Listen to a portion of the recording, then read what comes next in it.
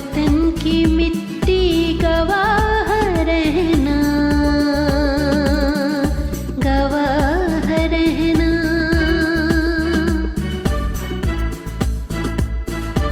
वतन की मिट्टी गवाह रहना,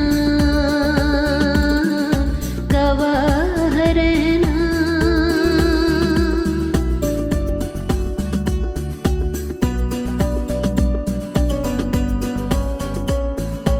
वतन की मिट्टी अजीम है तू, अजीम तर हम बना रहे हैं, गवाह रहना। वतन की मिट्टी गवाह रहना, गवाह रहना, गवाह रहना। नाजरीन, BTL TV का प्रोग्राम सफ़र शनाख्त आज़म मेराज के साथ आज इस सिलसिले का 19वां प्रोग्राम है।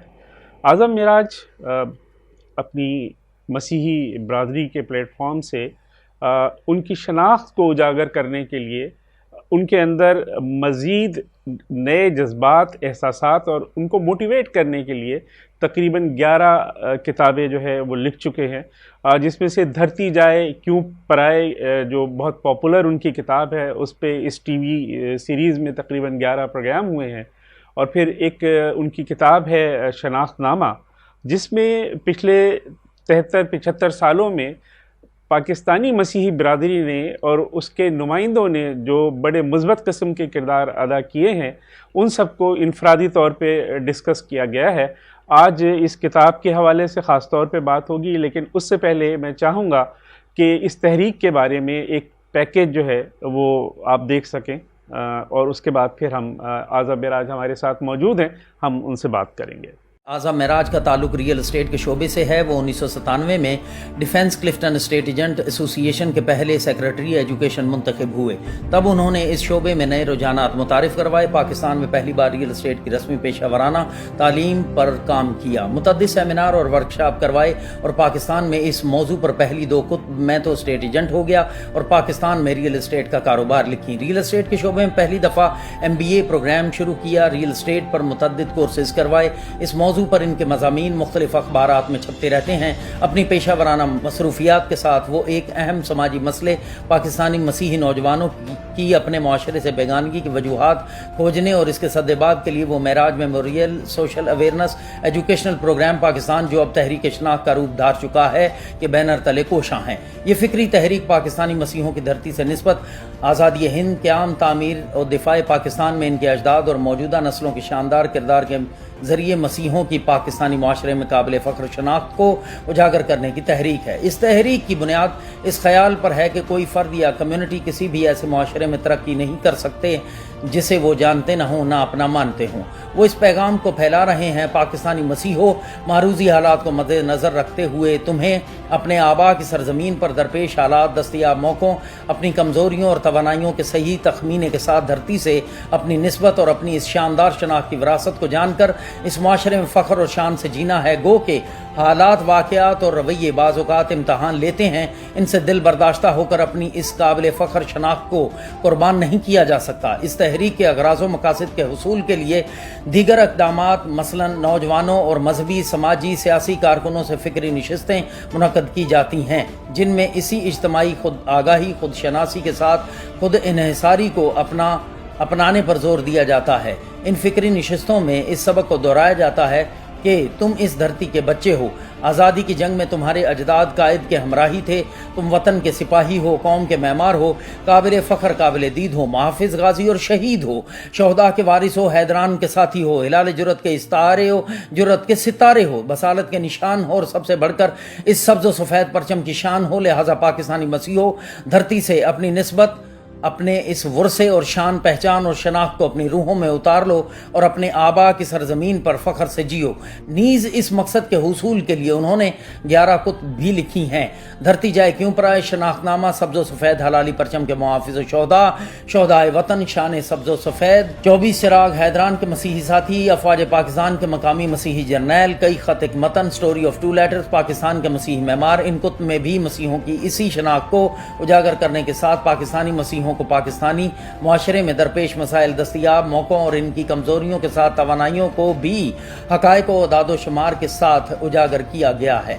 اس فکری تحریک کا نہ کوئی مذہبی سیاسی ایجنڈا ہے اور نہ ہی یہ کوئی NGOs ہے، یہ صرف اجتماعی خودشناسی کی ایک آگاہی مہم ہے اور اس تحریک کا کوئی انتظامی ڈھانچہ بھی نہیں ہے، اور دنیا بھر میں پھیلے اس کے رضاکار اس فکر کو اپنی سماجی، معاشرتی اور معاشی حیثیت کے مطابق پھیلانے میں اس یقین سے حصہ لیتے ہیں کہ یہ فکری تحریک پاکستانی مسیحوں کے لیے پاکستانی معاشرے میں فکری، شعوری، تعلیمی، معاشی، سماجی، معاشرتی، علمی، تہذیبی، مذہبی اور سیاسی ترقی کی راہیں ہموار کرے گی۔ اس فکری تحریک سے پاکستانی معاشرے میں معاشرتی اور مذہبی ہم آہنگی کی فضا قائم کرنے میں بھی بڑی مدد مل رہی ہے۔ جی اعظم معراج صاحب، آپ اپنے آپ کو بانی نہیں کہتے، رضاکار کہتے ہیں، اور ہم جتنے بھی لوگ آپ کے ساتھ اس میں ایسوسیٹڈ ہیں وہ سبھی رضاکار ہوتے ہیں۔ مجھے بھی اپنی تحریک کا رضاکار سمجھیں، اور آپ ہیں بھائی، آپ ہیں، آپ اس میں کردار ادا کر چکے ہیں۔ مجھے یہ بتائیں، تھوڑا سا اس کا تعارف مجھے کرائیں، شناخت نامہ کیا چیز آپ کے ذہن میں آئی جو اس کتاب کی تحریک بنی؟ اس میں شکیل بھائی سوری، ایک تو آپ کیونکہ فیملر نہیں ہیں تو اس پہ دھرتی جائے کیوں پر آئے پہ 15 پروگرام کیے ہیں اقبال خورشید نے اور رانا آصف نے۔ ٹھیک، تو 15 پروگرام میں ہم نے صرف ڈائگنوز کیا اس بات کو، بنیادی طور پہ تحریک شناخت معاشرتی بیگانگی کو ایڈریس کرتی ہے۔ پاکستانی مسیحی نوجوان کی اپنے معاشرے سے، اپنے آب و اجداد کے معاشرے سے، اپنے آب و اجداد کی دھرتی سے معاشرتی بیگانگی کو ایڈریس کرنے کی ایک فکری تحریک ہے۔ اچھا، یہ اس میں صرف ہم نے ڈائگنوز کیا کہ کیا کیا وجوہات ہیں، اور کوشش کی میں نے اپنے ناقص علم سے کچھ 6-7 ہزار کی تاریخ کہ کس طرح یہ جو آج مسیحی ہیں یہ ان پسماندگیوں کے حالات تک کیسے پہنچے، اور اس میں پھر کیا کیا موڑ آتے رہے، اور جو سب سے زبردست موڑ ہے جب انہیں مسیحی شناخت ملی، اس کی وجہ سے جو حالات اور واقعات، اور وہ یہ ایک گروہ ہے اس دھرتی کا جس کو میں نے موضوع بنایا کیونکہ مجھے ان کے بارے میں کچھ پتہ تھا، باقی بھی کوئی حال لوکل کا جو کسی وجہ سے پیچھے رہ گیا ان کا کوئی اتنا اچھا نہیں۔ تو اس میں ہم نے ان چیزوں کو، ان وجوہات کو کھوجا کہ دھرتی جائے یہ کیوں پرائے ہو گئے۔ اس کے بعد اب یہ ظاہر ہے یہ تو ایک ایسا ٹاپک ہے جس پہ بہت بات ہوتی ہے۔ آپ کو پتہ ہے کہ جو محرومیوں کے سوداگر ہیں انہیں تو کوئی بھی محروم طبقہ مل جائے تو وہ تو اس کو ایکسپلائٹیشن کے آخری لیول پہ لے جاتے ہیں۔ تو پھر کیونکہ ہماری بنیادی یہ تھی کہ اس معاشرتی بیگانگی کو ختم کیسے کیا جا سکتا ہے، تو شناخت نامہ اس پورے تھیسس کو وہ کرتی ہے، ایڈریس کرتی ہے کہ آپ کسی معاشرے میں اس طرح ترقی کر ہی نہیں سکتے جب تک آپ اس کو اپنی آنرشپ نہیں دیتے، اور آنرشپ دینے کے لیے یہ کوئی، میں نے بہت دفعہ بہت سارے پروگرامز پہ بات ہو چکی ہے کہ میں کوئی 10 سال مختلف اسکولوں کالجوں میں یہی موٹیویٹ کرتا رہا، جا کے لوگوں کو کہتا رہا کہ آپ اس دھرتی کے بچے ہو، یہ ہے وہ ہے، جو ایک روایتی طور طریقے ہوتے ہیں، لیکن وہ لوگوں کا کوئی انٹرسٹ نہیں ہوتا تھا۔ تو پھر میں نے 10 سال بعد ریویو کیا کہ آپ کہیں غلطی کر رہے ہو، یعنی میں غلطی پہ ہوں، اور اس کو پھر میں اس کی ایک مثال دیتا ہوں کہ گاؤں دیہات میں یہ صدیوں سے یہاں بھی، اور میرا خیال ہے ہر جو تہذیب ہے وہاں انسانی جو آبادیاں ہیں، یہ ریوڑ پالنا، مویشی پالنا، یہ ایک پرانا پیشہ ہے۔ تو گاؤں دیہات میں نے اپنے بچپن میں دیکھا ہے کہ جو چرواہے ہوتے ہیں، جو پروفیشنل چرواہے ہوتے ہیں، ایک تو ہوتا ہے نا کہ آپ اپنے خود ہی ریوڑ لے جاتے ہیں چرانے کے لیے، اور ایک پروفیشنل بھی ہوتے ہیں چرواہے جو پورے گاؤں کے، پورے بستی کے مال مویشی اکٹھے کر کے صبح لے جاتے ہیں اور شام کو ہر گھر تک وہ ایک پورا ایک نظام چل رہا ہوتا ہے نیچرل کہ وہ شام کو پہنچ جاتے ہیں.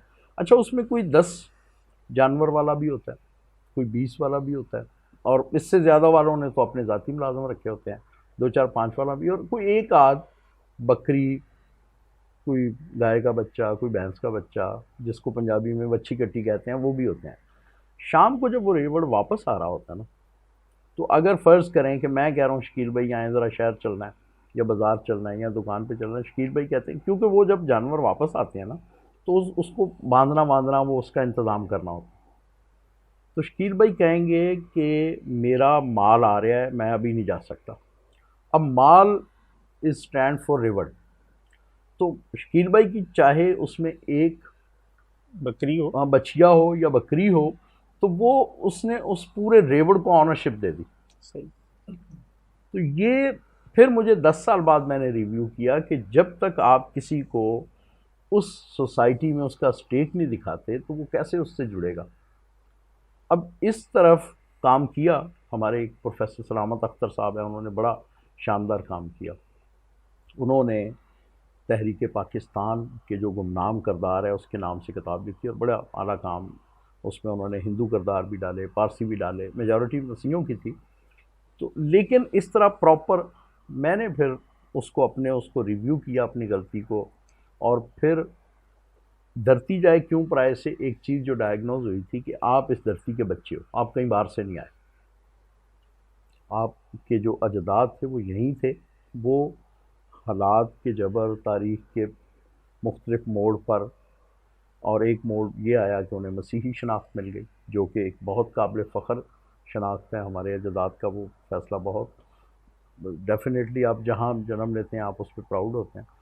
تو اس کے بعد لیکن وہ جو ان کی پسماندگیوں کا سفر تھا وہ نہیں رکا, بہت سارا اس میں فرق آیا, بہت ساری تبدیلیاں آئیں, کیونکہ جو وہ خدا کے نیک بندے تھے وہ ان کی مذہبی شناخت دینے کے ساتھ ساتھ ان کی سماجی اور معاشرتی بحالی کے یہ جو ادارے آپ کو نظر آتے ہیں یہ اسی وقت کے ہیں. تو وہ جو پہلا نقطہ اس میں کہ آپ اس دھرتی کے بچے ہیں, اس کے بعد پھر ریاست, کسی بھی جو ریاست وجود میں آئی, پاکستانی مسیحوں یا اور بہت سارے لوگوں کے جو یہیں کے تھے, ان کے اجداد کی سرزمین پہ جو ریاست بنی, تو اس کی ظاہر پوری ایک تاریخ ہے. جنگ آزادی میں جن لوگوں نے حصہ لیا ان کی اولادیں آج بھی فخر کرتی ہیں, چاہے سوسائٹی اس کو مانے نہ مانے, لیکن ان کے لیے ایک وہ نقطہ تو ہے نا پرائڈ کا. تو وہ ڈھونڈ ڈانٹ کے کردار, کچھ سلامت پروفیسر صاحب کے کتاب سے زیادہ انہی سے مدد ملی, کچھ تاریخ سے, کچھ ادھر ادھر ڈھونڈ ڈانٹ کے. تو سیکنڈ نقطہ یہ کہ آپ کے نوجوانوں کو یہ بتانا کہ آپ کے اجداد کا اس آزادی ہند میں بھی کردار ہے, وہ کہ وہ تھوڑا ہے, کیونکہ وہ ایک بہت ہی اس کا ایک سماجی پہلو ہے کہ جن لوگوں سے یا جن لوگوں کے ذریعے ریاست اپنا حکومت برطانیہ کے ساتھ ہی وہ صوفی آئے تھے نا, اور ظاہر ہے وہ حکومت سے بھی ان کے تعلق ہوتے ہی تھے, اور ایک اس کی وجہ تو یہی تھی. تو جن لوگوں سے آپ کو دین ملا تھا, دینی شناخت ملی تھی, ان کے اگینسٹ جانا یہ بڑا مشکل کام ہے. لیکن 2 4 10 کردار بھی ایسے ڈھونڈ ڈانٹ کے نکال لینا, اور میں سمجھتا ہوں کہ یہ اس وقت کے لوگوں کا دھرتی سے اپنی نسبت کا بہت بڑا ثبوت ہے کہ آپ ان لوگوں کے ساتھ آپ جو بھگت سنگھ اور اس طرح کے جو کردار تھے, گاندھی جی یا قائد اعظم بھی پہلے ایک کولیکٹیو اس کے آزادی کے داعی تھے, تو ان کے ساتھ اگر آپ لوگ نظر آتے ہیں تو یہ بڑا کردار ہے. یعنی اس کے بعد ظاہر ہے جب تحریک پاکستان کا جو ایپیسوڈ تھا وہ ختم ہوا اور پاکستان اپنے دوسرے سفر پہ گامزن ہوا, اور پھر اس سفر کے دوران بھی ظاہر ہے کئی مرتبہ بہت مشکل حالات اور وقت آئے, جس میں 65 اور 71 کی جنگیں بھی ہیں. وہاں پہ میں دیکھتا ہوں کہ اگر ہم اس والی سائٹ پہ جائیں تو بڑی تعداد میں آپ نے اپنی کتاب میں ان شہداء کا تذکرہ کیا ہے جو ان جنگوں میں پاکستان کی طرف سے لڑتے ہوئے جو ہے وہ شہید ہوئے. اور دوسری طرف فنون لطیفہ کی فیلڈ میں جو کردار ہیں جنہوں نے اپنے اپنے حصے کے کام کو آگے بڑھایا, تو وہ بڑی خوبی کی بات ہے. یہ بتائیں کہ آپ نے کہا کہ یہ فکری تحریک ہے سفر شناخت جو ہے, تو یہ فکری تحریک کو آپ آن گراؤنڈ ایک تحریک کیوں نہیں بنا دیتے؟ آپ اس کو ایک عملی تحریک میں کیوں نہیں تبدیل کرتے؟ اس کی شکیل بھائی آپ کے سوال کے جواب سے پہلے میں اس کو مکمل کر لوں کہ دیکھیں دھرتی کا بیٹا, دھرتی کے بچے, اور دین آزادی ہند کے کردار. پھر وہ جو آپ نے پہلو بتایا کہ آزادی ہند کی تحریک پھر قیام پاکستان کی تحریک میں بدلتی ہے, جی وہ ایک ظاہر ہے علیحدہ سیگمنٹ, اس میں پھر بہت سارے کردار ڈھونڈ کے اس کتاب میں ڈالے گئے. یعنی یہ تیسرا نقطہ. چوتھے میں پھر جو جس کی طرف آپ نے نشاندہی کی, اور وہ آپ کا بڑا پسندیدہ ٹاپک ہے, کہ قیام پاکستان کے بعد پھر اس معاشرے کی, اس ملک کی تعمیر و تشکیل میں, اور جس میں ظاہر ہے کوئی ہزاروں پیشے بن کے کوئی معاشرہ بناتے ہیں. اس میں لازمی نہیں کہ صرف فوجی ہوں, صرف بیوروکریٹ ہی ہوں, اس میں فنون لطیفہ والے بھی ہیں, اس میں مزدور بھی ہے, اس میں کوئی گلی صاف کرتا ہوا بندہ ہے, اس کا بھی کنٹریبیوشن ہے. یہ ایک علیحدہ بات ہے کہ ہماری سوسائٹی نہیں مانتی. تو وہ پھر جو قیام اپنا تعمیر پاکستان کے کردار ہیں وہ اس میں ڈالے. اس کے بعد پھر پانچواں نقطہ یہ تھا کہ اس میں دفاع پاکستان کے جو کردار ہیں. اب وہ دفاع پاکستان لوگ ایک بلکہ ایک غلط فہمی, غلط علام پھیل گیا کہ شاید اعظم معراج صرف دفاع پاکستان میں مسیحیوں کے کردار کی بات کرتا ہے, جبکہ ہم اس کو اس طرح باقاعدہ ایک پورے سسٹم کے وہ بھی ایک حصہ ہے. اور اس کے بعد پھر چھٹے نقطے پہ کہ آپ یہ ساری اپنی نسبت اس معاشرے سے جان کر اس کو اچھی طرح اپنی ذات سے خود آگاہی کریں, خود شناسی کریں, اور پھر شان سے جئیں اس معاشرے میں. چھٹا نقطہ اس کا یہ تھا. اب جو بات آپ نے کی کہ جی اس کو آرگنائز یا اس کا کوئی تنظیمی ڈھانچہ ہونا چاہیے, تو وہ دیکھیں پاکستانی مسیحی پورے ملک میں پھیلے ہوئے ہیں, اور 2017 کے سینسس کے مطابق کوئی تقریباً 33 لاکھ لوگ ہیں. 33 لاکھ لوگوں کے بے تحاشا مذہبی ڈینومینیشن ہے, بے تحاشا ہر سیاسی پارٹی میں ہے, اور ہر سیاسی پارٹی کے علاوہ پھر لوگوں کی اپنی بھی سیاسی پارٹیاں ہیں. اس کے بعد پھر این جی اوز کا کلچر بہت ہے, کیونکہ جہاں لوگ محروم ہوتے ہیں اشرافیہ کی بدولت, سرمایے کی غیر منصفانہ تقسیم کی وجہ سے, سماجی ناانصافی کی وجہ سے, وہاں پھر آپ کو پتہ ہے کہ اس طرح کا کلچر بہت پنپتا ہے. اچھا, پھر ہمارے پاس کوئی 2,500-3,000 اسکولوں کا نیٹ ورک ہے. اب فرض کریں کہ تحریک شناخت ایک ڈھانچہ بنا لیتی ہے, تو وہ جو روایتی ہوتے ہیں کہ آپ کو یقین نہیں آئے گا کہ اتنی تنظیمیں ہیں, اتنی سیاسی جماعتیں ہیں, اتنی این جی اوز ہیں, اور اتنے چیئرمین ہیں کہ آپ سوچ نہیں سکتے. تو اگر ہم بھی اس طرح کا ڈھانچہ بنا دیں تو ہم ایک ان 33 لاکھ لوگوں کو یہ جو فکر دے رہے ہیں وہ پھر محدود ہو جائے گی. اب ہم کرتے کیا ہیں, ہمارے رضاکار کیا کرتے ہیں؟ وہ کہتے ہیں کہ یہ جو اسکولز ہیں یہ ڈینومینیشن سے بالا تر اگر ہیں تو آپ یہ والی فکر جو ہے یہ کیوں نہیں اس میں پھیلاتے, یا آپ کا جو بھی کوئی سیاسی ایجنڈا ہے اس میں اس فکر کو کیوں نہیں آپ ڈال دیتے. تو اس لیے میں نہیں سمجھتا کہ ہمیں اس کی ضرورت ہے, کیونکہ وہ سارے فورم, کیونکہ ہم ہر اس بندے کی بات کرتے ہیں جو پاکستانی مسیحی ہے, بلکہ اس کا ماڈل ایسا ہے کہ وہ کوئی بھی محروم طبقہ اس ماڈل پہ بات کر سکتا ہے, اور بغیر اختلاف کیے, بغیر کوئی بہت جو روایتی جدوجہد ہوتی ہے انقلاب کی اس سے ہٹ کر صرف فکری انقلاب لایا جا سکتا ہے. اعظم معراج, اس سارے سلسلے میں جو ہم ابھی بات کر رہے ہیں آپ کی کتاب شناخت نامہ پہ, اس پہ ہم آپ سے مزید اور بات کرتے ہیں, کیونکہ تھوڑا سا ہمیں ایک وقفہ لینا ہے. ناظرین, ایک بریک کا ٹائم ہے, اس بریک کے بعد آپ کی خدمت میں دوبارہ حاضر ہوتے ہیں اور اعظم معراج سے اس کتاب کے بارے میں مزید بات کرتے ہیں.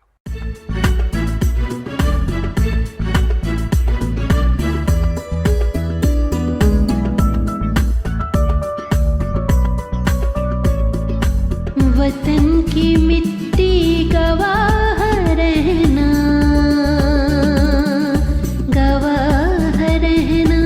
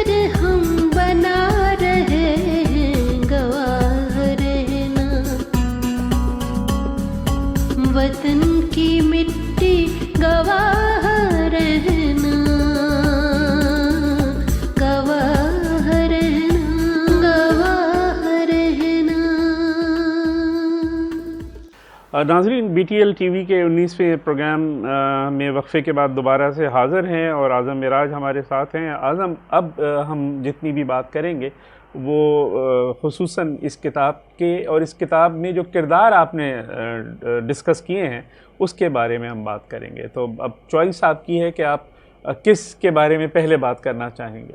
ایک تو میں اس موقع کا فائدہ اٹھاتے ہوئے آپ کے ناظرین سے ایک بات شیئر کرنا چاہوں گا کہ اس کا ابھی پہلا ایڈیشن ختم ہو گیا. دوسرے ایڈیشن پہ جو کام ہو رہا ہے وہ میں سمجھتا ہوں کہ میری کوتاہی ہے، ایک پہلو میں بھول گیا تھا، وہ اس میں ڈالنا چاہوں گا کہ اس خطے میں جو مسیحت کے بانی ہیں، جنہوں نے یہاں مسیحت پھیلائی اور بہت پسے ہوئے لوگوں کو ہزاروں سال کی محرومیوں، ذلتوں، پستیوں سے نکال کر ان کو ایک مذہبی شناخت دی، اور نہ صرف مذہبی شناخت دی بلکہ ان کی سماجی اور معاشرتی بھلائی کی اور اپ گریڈیشن کے لیے بڑے لانگ ٹرم پلاننگ کر کے کام کیا. تو اس میں اگلے ایڈیشن میں نے کچھ وہ کردار ڈالنے ہیں اور اس ٹاپک کا نام رکھا ہے کہ پاکستان میں مسیحت کے بانیاں، اور اس میں کچھ 2 4 5 کردار ہیں جن پہ میں ریسرچ کر رہا ہوں. ایک آپ کے لیے تو شاید کیونکہ آپ کا یہاں کراچی سے تعلق ہے، پنجاب میں کوئی 46 گاؤں انہوں نے آباد کر کے دیے. اچھا. کہ پورے برِ صغیر سے جو کھیت مزدور تھے ان کو اکٹھا کر کے تو مختلف علاقوں میں جہاں لوگ بڑی عزت احترام سے کھیتی باڑی کرتے ہیں، اپنی زمینیں ہیں لوگوں کی، 46 یہ تو اب یہ جو اس طرح کے بندے ہیں ان میں سے کوئی ایک آدھ کردار، 46 گاؤں ہیں یہ پنجاب میں، اور ان میں سے کوئی 6 ٹوٹل 53 ہیں، 47 پنجاب میں اور 6 سندھ میں ہیں. اچھا. تو اس طرح کے کچھ کردار اس میں ڈالے جائیں گے کہ جو جیسے جس نے وہ تو ہیں کردار اس میں جنہوں نے زبور کا پنجابی ترجمہ کیا. اچھا. آپ کے T2F میں ایک دفعہ میری بات ہوئی کہ وہ ترجمے کا کیا لیول ہے. اچھا. میں سمجھتا ہوں کہ یہ بھی ایک معاشرے کے ان کرداروں میں سے ہے جو پاکستانی معاشرے کا حسن ہے، لیکن وہ کیونکہ ایک مذہبی کام ہونے کی وجہ سے اس کو مذہب میں سمو دیا گیا ہے، اس کی پذیرائی اس لیول پہ ادب کے اس میں ٹرانسلیشن علوم ترجمہ میں کے حساب سے اس کی ریٹنگ نہیں ہے پاکستانی معاشرے میں یا برِ صغیر میں، کہ انہوں نے 3300 سال پہلے یا 3500 3600 سال پہلے جب اولڈ ٹیسٹامنٹ لکھی گئی تو وہ عبرانی میں تھی، عبرانی سے لیٹن میں آئی، انگریزی اور مختلف زبانوں میں، اردو سے پھر انہوں نے پنجابی ترجمہ کیا. اور آج بھی آپ سنیں تو آپ یقین مانیں، اس کو اگر کوئی گستاخی نہ سمجھے تو ایسا لگتا ہے جیسے داؤد نبی پنجابی تھے. اچھا. اس کا وہ لیول ہے ٹرانسلیشن کا، اس طرح کے وہ اس میں ہے کردار. جب آپ نے کرداروں کی بات کی تو ویری انسپائرنگ. ID شہباز نام ہے ان کا. اچھا. اور کمال انہوں نے، میں سمجھتا ہوں کہ وہ بہت ہی بڑا کام. Very good. اسی طرح کے کردار ہیں جنہوں نے اور یہ بھی ایک ظاہر ہے مسیحت پھیلانے والوں میں ایک بہت بڑا کردار ہے، اور میں سمجھتا ہوں کہ میری وہ کوتاہی معاف ہونی چاہیے اس وجہ سے کہ آپ دیکھیں کہ شناخت نامے پہ ٹاپ پہ ان کی تصویر ہے. اچھا. یعنی اس معاشرے کی تعمیر و تشکیل میں سب سے اوپر ان کا نام ہے کہ جن لوگوں نے مسیحت اس علاقے میں پھیلائی. ٹھیک. اس میں باہر کے لوگ بھی تھے اور یہ لوکل یہ ہیں جو مجھے بڑا کردار نظر آیا، تو یہ ایک اس میں ایڈ کیا جائے گا. اور جو دوسرے کردار آپ کی اس کتاب میں موجود ہیں ان میں کچھ خاص نمایاں لوگوں اس کے بارے میں؟ نمایاں مجھے جو بہت انسپائر کرتے ہیں مارٹن سیموئل برک ہیں. اچھا. ان سے مجھے متعارف کروایا ہمارے ایک بریگیڈیئر سیمسن شرف ہیں، ان کا میں نے ایک آرٹیکل پڑھا، پھر ان سے پھر آگے اس پہ فردر ریسرچ کی، تو یہ بھی کمال پرسنالٹی ہیں. اچھا. یہ ICS افسر تھے. اچھا. اور یہ اسی وہ جو ایک گاؤں ہے ان 47 گاؤں میں سے ایک ہے مارٹن پور. اوکے. وہ کسی ڈاکٹر ہنری مارٹن نے بنایا تھا، اور ان کے والد وہاں اردو کے ٹیچر تھے. انہوں نے اس مشنری سے متاثر ہو کے اپنے بیٹے کا نام سیموئل مارٹن رکھا، جس نے وہ گاؤں آباد کیا تھا. خیر وہاں گاؤں سے انہوں نے تعلیم حاصل کی، اس کے بعد یہ گورنمنٹ کالج لاہور آ گئے، پھر پاکستان بننے سے کوئی 8-10 سال پہلے یہ سول سروسز میں چلے گئے. آپ کو پتہ ہے اس زمانے میں ICS کرنا جی یعنی پوری آپ بنگلہ دیش، پاکستان، ہندوستان میں سے جو لوگ ICS میں جاتے تھے. پاکستان بننے سے پہلے یہ کسی انتظامی عہدے پہ تھے. انہوں نے اس میں ایسا انتظامی عہدہ تھا شاید ان کے پاس جو الیکشن کی جو 46 کے الیکشن تھے نا، اس میں جو ریٹ پٹیشن وغیرہ ہوتی تھی وہ ان کے پاس آتی تھی. اچھا تو انہوں نے اس سے ریزائن کر دیا اچھا. کہ بھائی میں اب 2 ریاستیں نظر آ رہی تھی کہ بن جانی ہے، تو یہ نہ ہو کہ مجھے کوئی باعث سمجھے. سچ اپ کریکٹر. اس کے بعد خیر پاکستان بن گیا تو انہیں یہیں رہنا تھا، وہ گاؤں ننکانہ صاحب کے قریب ہے اور اتفاق سے میرے انلاز وہاں سے ہیں. اچھا. تو مجھے جانا وہاں بہت رہا ہے. تو وہ اس کے بعد پھر یہ انہیں پاکستانی آپٹ کرنا تھا، تو لیاقت علی خان نے ان کو کہا کہ آپ کو مائنورٹی کا منسٹر بنا دیتے ہیں. تو اب دیکھیں کہ ویژن دیکھیں بندے کا. تو اس نے کہا یار یہ میرے کینوس سے ذرا چھوٹا کام لگتا ہے مجھے. اچھا. آج دیکھیں لوگ گانے سناتے ہیں اور وہ کیا کیلیبر. انہوں نے کہا اچھا، پھر انہوں نے فارن سروسز میں ان کو انڈکٹ کر دیا. اوکے. آئی سی ایس تو تھے. یہ پھر ترقی کرتے کرتے یہ میرا خیال ہے کوئی 50s لیٹ 50s میں یہ سفیر بن چکے تھے. وہ تو پوری تفصیل ہے اس میں.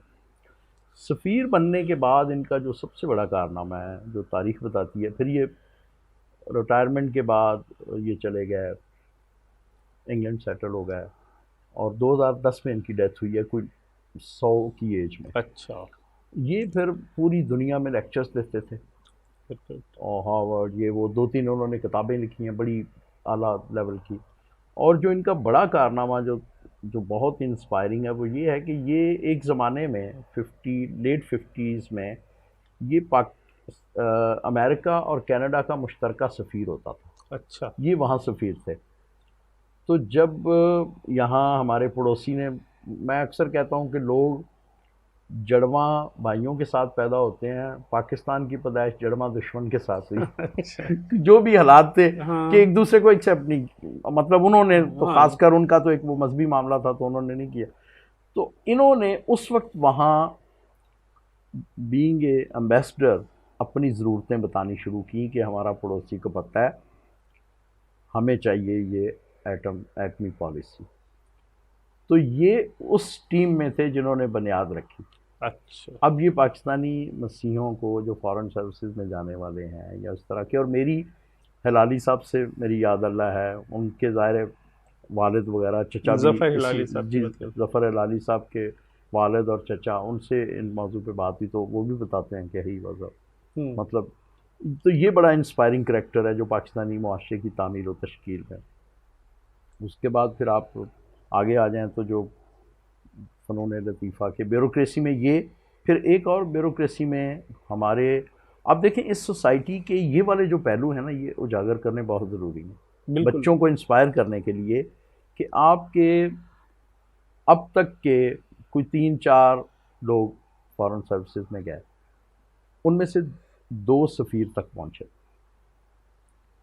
اور یعنی اگر کوشش کی جائے تو راستے آپ کے پاس موجود ہیں. سملرلی آپ دیکھیں کہ جب میں 85 سال کا ڈیٹا دیکھتا ہوں، آئی سی ایس بھی پچھلے 5-10 سال لگا لیں اور پاکستان بننے کے بعد سے، تو مجھے جو پولیس سروسز میں through I C S and C S S, بلکہ سی ایس ایس ہی، آئی سی ایس میں نہیں، شاید کسی نے کوئی گوروں نے آپٹ کیا ہو، تو 2 لوگ ہیں جو پولیس جوائن کرتے ہیں.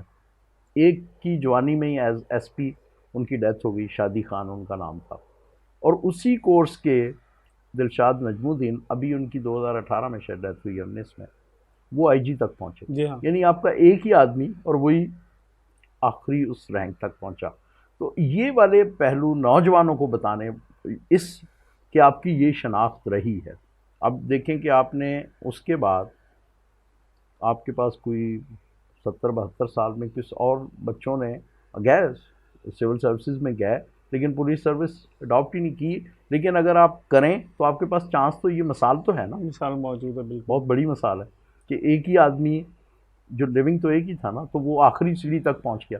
تو آپ بھی کر سکتے ہیں. اچھا، آپ فنون لطیفہ کی طرف آئیں تاکہ مجھے بھی ذرا مجھے پتہ ہے آپ کا تو یہ پسندیدہ ٹاپک ہے، اور آپ تو پتہ نہیں مجبوراً یہ برداشت کر رہے ہیں. نہیں، بالکل مجبوراً کی بات نہیں ہے، ظاہر ہے یہ بھی اہم حصہ ہے. فنون لطیفہ میں دیکھیں، میں نے اس میں نا، میری علم بہت کم ہے اس بارے میں، تو آپ جیسے دوستوں سے میں نے پوچھا، کیونکہ میں نے اس میں سمبولک لوگ ڈالے، تو مجھے سلیم رضا بہت متاثر. کیا بات، واہ واہ.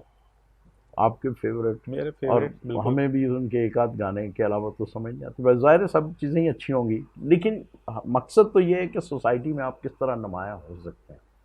پھر ابھی نا میں کوئی 2017 یا شاید 18 میں دسمبر کا کوئی پروگرام تھا پی ٹی وی پہ.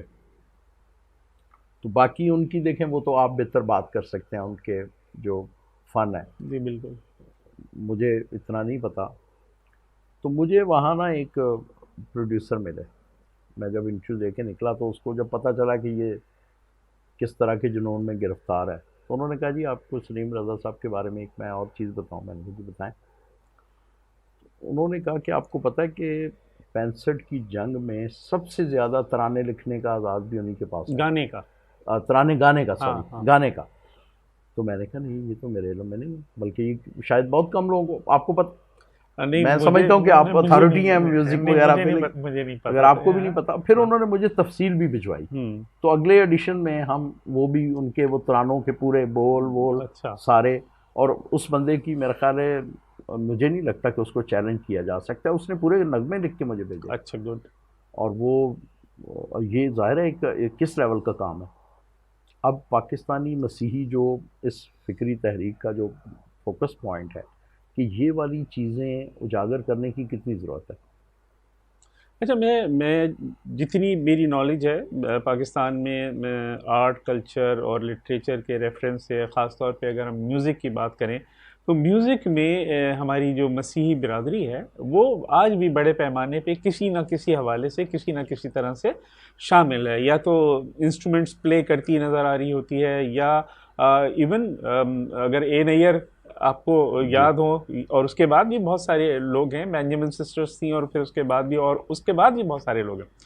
سلیم رضا پہ ہم بات کر رہے تھے. سلیم رضا تو جس وقت پاکستانی فلم انڈسٹری، جب پاکستان بنا تو فلم انڈسٹری جو گولڈن ایرا تھا پاکستان فلم پہلے تو بڑا انڈسٹری کا، زبوں حالی کا دور تھا نا. وہاں سے جو لوگ آئے تھے جی اس زمانے میں آپ کو پتا ہے کہ موسیٰ رضا جو ہے وہ سنتوش کمار جی کے نام سے بالکل. کام کرتے اور تھے. درپن ہوتے ہیں. عشرت عباس صاحب جو ہے وہ درپن کے نام سے کام کرتے تھے. اور پھر جب یہاں پہ فلمیں بننا شروع ہوئیں تو سلیم رضا کی آواز جو تھی وہ ان دونوں اداکاروں پہ جو ہے وہ اتنی زیادہ فٹ اور اتنی زیادہ ہوتی تھی کہ پاکستانی فلم بینوں نے اس کو بہت آسانی سے جو ہے نا ہضم کیا، اور بڑا ایک اچھا کمبینیشن جو ہے اس حوالے سے بنا. بڑے اچھے موسیقار بھی اس زمانے میں ہوا کرتے تھے.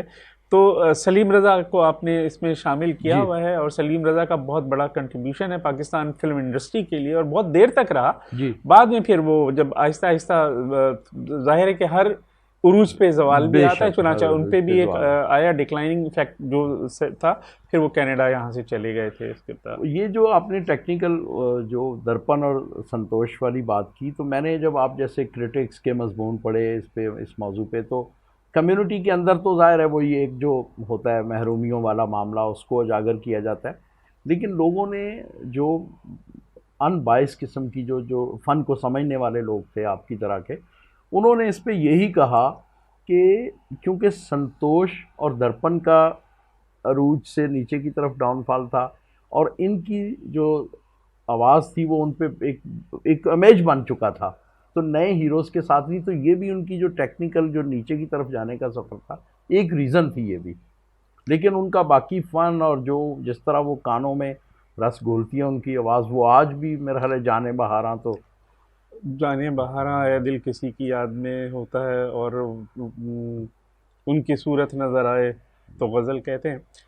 اعظم آپ کو ایک بات بتاؤں کہ پاکستانی فلم انڈسٹری کی جو فلم میں جو نعت سب سے خوبصورت گائی گئی ہے وہ بھی سلیم رضا نے گائی. اور خواتین و حضرات، ہم اس مرحلے پہ اس پروگرام کو ختم کریں گے اعظم صاحب، اور اگلے پروگراموں میں یقیناً ان کرداروں کے تذکرے جاری رہیں گے، ان پہ تفصیل سے بات بھی ہوگی. تو خواتین و حضرات، B T L T V کا 19واں پروگرام آج اختتام کو پہنچا، اور اگلے پروگرام میں پھر آپ کے ساتھ شامل ہوں گے. خدا حافظ.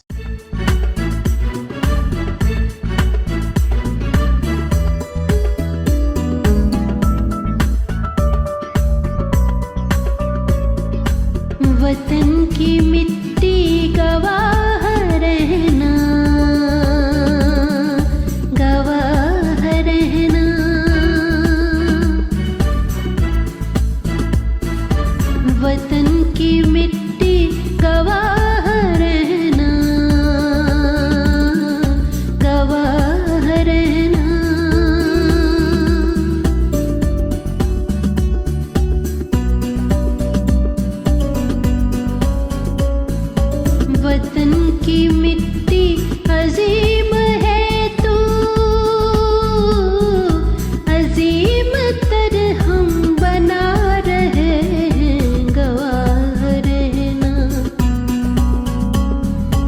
वतन की मिट्टी गवाह रहना, गवाह रहना, गवाह रहना। Do not forget to like the video, subscribe BTL TV and press the bell icon to receive notifications.